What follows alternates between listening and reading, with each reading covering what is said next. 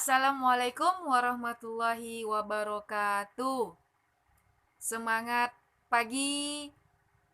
Walaupun belajar dari rumah, kita harus tetap semangat dan tetap disiplin dalam mengerjakan tugas-tugas yang diberikan. Mata pelajaran kita hari ini yaitu ilmu pengetahuan alam dengan materi tentang otot. Di pembelajaran sebelumnya, kita sudah mengenal dan mempelajari bahwa otot itu merupakan gabungan dari sel-sel yang membentuk suatu jaringan sehingga bisa menggerakkan organ tubuh manusia. Maka dari itu, otot termasuk salah satu organ gerak manusia, yaitu yang tergolong pada organ gerak aktif. Sebelumnya juga kita sudah pelajari bahwa di tubuh manusia juga terdapat otot. Nah, sementara yang membentuk tubuh manusia itu sendiri yaitu kita sebut dengan kerangka atau tengkorak, ya, tulang tengkorak.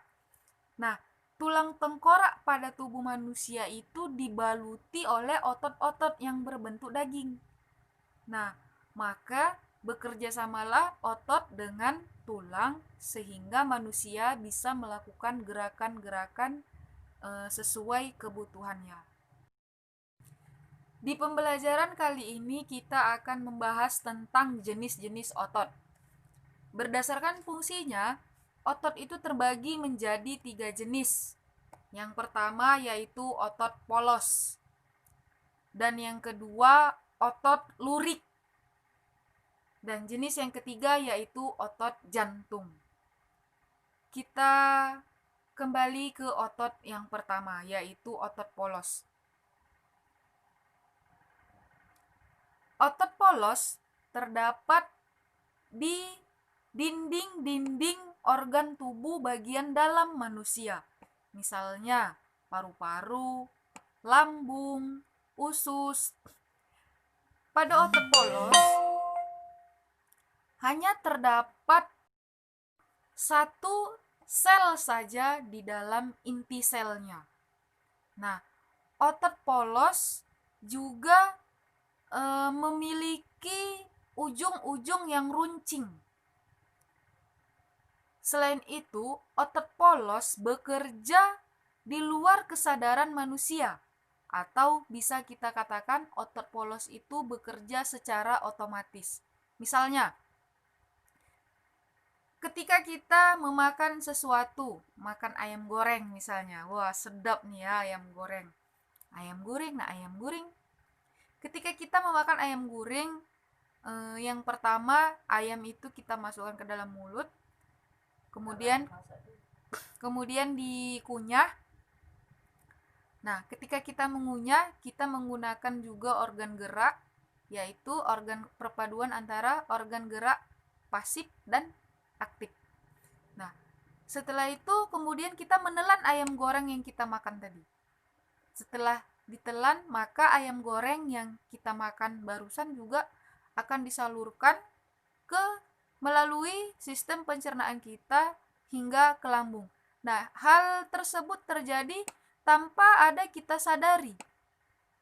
Otomatis bekerja dan itu merupakan tugas dari otot polos yang terdapat di bagian organ dalam tubuh manusia. Jenis yang kedua yaitu otot lurik. Otot lurik memiliki ciri berbentuk seperti silinder dan memiliki dua sisi yang gelap dan terang sehingga terlihat seperti lurik.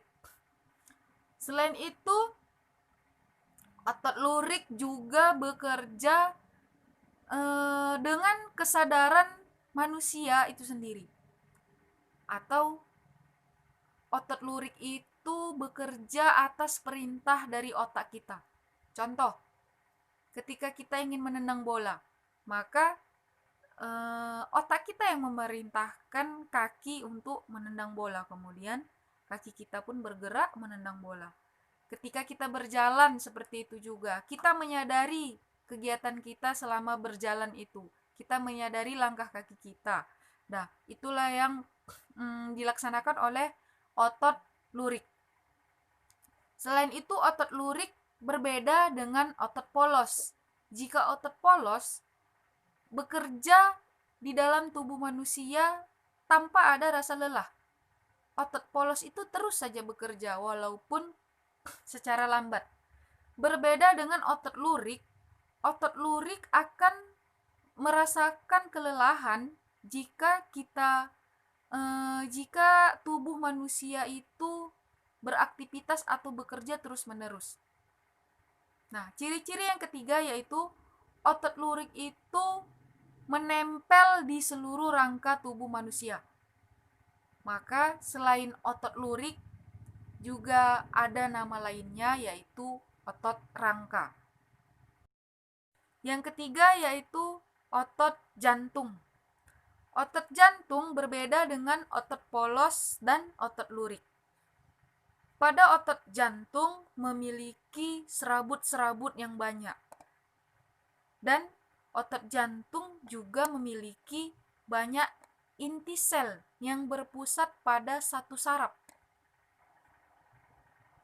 Walaupun memiliki ciri bentuk yang berbeda, tetapi otot jantung memiliki sistem kerja yang sama seperti otot polos, yaitu bekerja tanpa adanya kesadaran dari manusia, atau bisa juga disebut bekerja secara otomatis. Tetapi yang membedakannya yaitu pada sistem kerja otot jantung sangat dipengaruhi oleh banyaknya oksigen yang ada di dalam tubuh kita. Contoh, otot jantung yang bekerja di organ tubuh manusia yaitu untuk mengatur sistem pernapasan. Selain itu, otot jantung juga untuk mengatur peredaran darah ke seluruh tubuh manusia. Demikian penjabaran tentang jenis-jenis otot berdasarkan fungsinya. Semoga Ananda sekalian mudah memahaminya, dan jika belum paham boleh diulang lagi videonya dengan jelas dan boleh ditambah-tambah dengan sumber-sumber pembelajaran lainnya.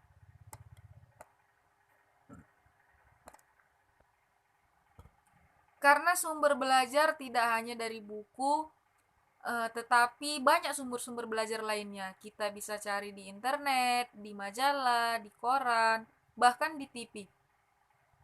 Di YouTube juga bisa, karena ini sudah abad 21, yaitu di mana di abad ini perkembangan teknologi itu semakin maju. Kita dapat menggunakan teknologi untuk mencari materi pembelajaran kita. Dan walaupun akses pembelajaran semakin mudah, cara belajar semakin mudah, kita harus tetap meningkatkan adab dan sopan santun. Karena adab lebih tinggi daripada ilmu. Demikian pembelajaran hari ini. Selamat mengerjakan latihan-latihannya. Giat terus belajar, banyak membaca. Wassalamualaikum warahmatullahi wabarakatuh.